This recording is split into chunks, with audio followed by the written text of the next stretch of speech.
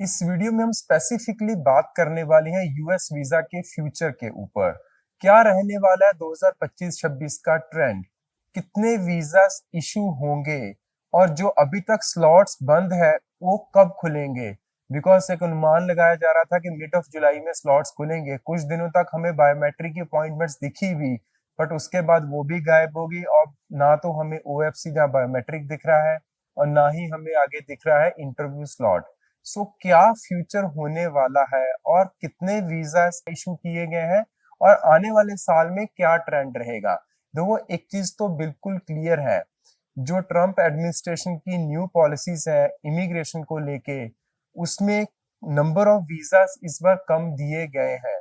But मैं ऐसा नहीं बोल सकता हूँ कि वीजा नहीं दिए गए। जितने भी आईबीटी ओवरसीज के डिजर्विंग स्टूडेंट्स थे उन सबको वीजा इशू हुआ।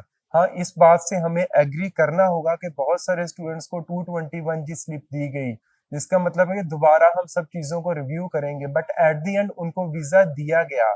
बट इसका क्या इम्पैक्ट होने वाला है, फ्यूचर क्या रहने वाला है। अगर हम आंकड़ों की बात करें, लास्ट ईयर 2023-24 में 3,31,602 स्टूडेंट्स को वीजा इशू किया गया जो भी यूएस में स्टडी कर रहे हैं।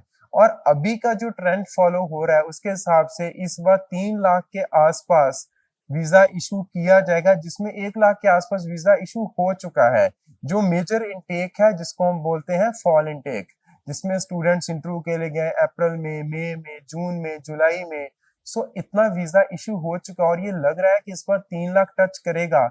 बट वो फिगर कभी टच नहीं कर पाएगा जो लास्ट ईयर 23-24 में थी। तो ये चेंज क्यों हुआ है? सी, इसका मेजर फैक्टर है इंक्रीज स्क्रूटनी। स्क्रूटनी किस चीज की? हर चीज की।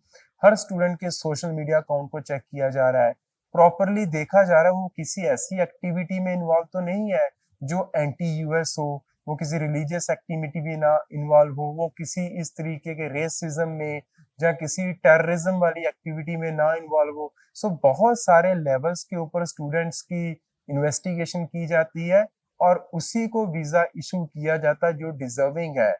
सो डिजर्विंग की क्या डेफिनेशन है?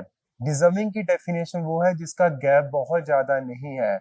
मतलब आपने 12th की है और गैप आपका 3 से 4 साल से ज्यादा ना हो। बैचलर्स की है तो उसमें कोई खास इम्पैक्ट नहीं पड़ता।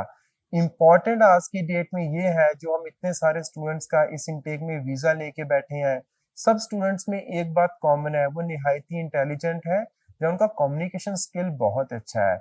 मतलब उन्हीं को वीजा दिया जा रहा है जो बेस्ट यूनिवर्सिटीज के लिए जा रहे हैं, बेस्ट कोर्सेज के लिए जा रहे हैं और उनकी प्रिपरेशन बहुत अच्छी है। तो हमारे लिए यहाँ पे क्या लेसन है? हमारे लिए लेसन यही है कि आप कहीं से भी अपनी एप्लीकेशन करवा रहे हैं, आपको राइट कंसल्टेंट चूज करना है अपने F1 वीजा लेने के लिए। आपके पास कोई भी ऐसे डॉक्यूमेंट्स ना हो जो फ्रॉडुलेंट हो। और यहाँ तक बात नहीं रुकती, वीजा अप्रूव होने के बाद भी एक इन्वेस्टिगेशन की जाती है। मतलब आप ऐसा मत समझो कि आपका वीजा अप्रूव हो गया तो सब कुछ सेफ है, अब आपको यूएस जाने दिया जाएगा। उसके बाद भी एक तरह की इन्वेस्टिगेशन हो रही है। तो आपका यहाँ पे कंसल्टेंट का चॉइस बहुत जरूरी है। हम अगर फ्यूचर की बात करें, फ्यूचर बहुत ब्राइट होने वाला है। हर 5 साल के बाद ऐसा ड्रॉप आता है, हर 5 साल के बाद गवर्नमेंट चेंज होती है, उनकी कुछ न्यू पॉलिसीज आती हैं। बट एक शॉकिंग न्यूज ये है कि लास्ट टाइम जब गवर्नमेंट चेंज हुई थी उसके बाद 1 साल वीजा कम दिया, उसके बाद लगातार बहुत सारा नंबर में इंक्रीज हुआ है। 2020 होते तक तो ये वीजा 5 लाख प्लस पहुंच गया था।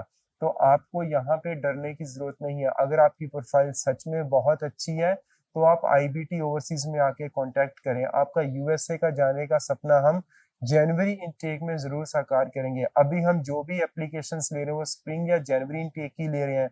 आईबीटी जो कि एआईआरसी सर्टिफाइड है, हमारे पास बहुत सारी बढ़िया यूनिवर्सिटीज हैं। आप यूएस की कोई भी यूनिवर्सिटी का नाम नाम लो, आईबीटी ओवरसीज उसके साथ काम करता है। तो आपकी यूएस की टॉप यूनिवर्सिटी में हम एप्लीकेशन करेंगे, वहां से ऑफर I-20 लेंगे एंड टाइमली आपको सितंबर अक्टूबर में इंटरव्यू के लिए भेजेंगे और आपका यूएस से जाने का सपना हम डेफिनेटली साकार करेंगे।